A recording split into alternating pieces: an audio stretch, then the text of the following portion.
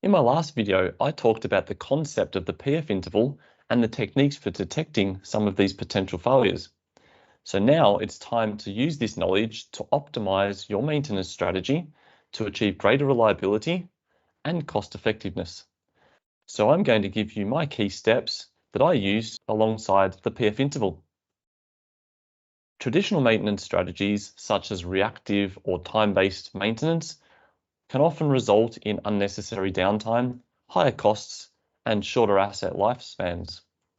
So if we really want to use the PF interval to its true extent, you've got to shift from reactive towards predictive maintenance strategies.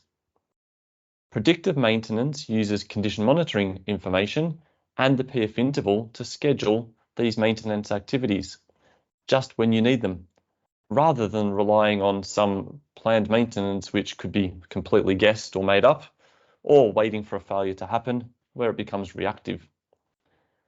So to optimize the maintenance strategy around this PF interval, I suggest you could use some of the following steps. Number one, identify the critical assets and the potential failure modes. 2, implement appropriate condition monitoring techniques based on these failure modes.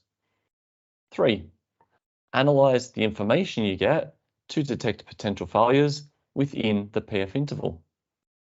4, prioritize and schedule the maintenance activities based on risk and criticality. And 5, continuously improve your maintenance strategy using this information and feedback that you get. Effective maintenance relies on data-driven decisions. So you've got to use this condition monitoring data, the PF interval information that you're gathering, and advanced analytics to make informed decisions about how you manage resources, how you prioritize, how you plan and schedule.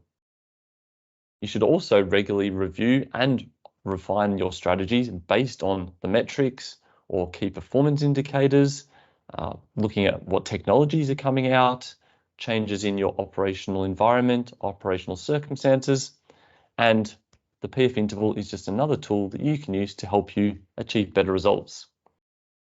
Basing your predictive maintenance strategy around this PF interval concept, you can achieve really fantastic results and fantastic improvements in your reliability, availability, cost effectiveness.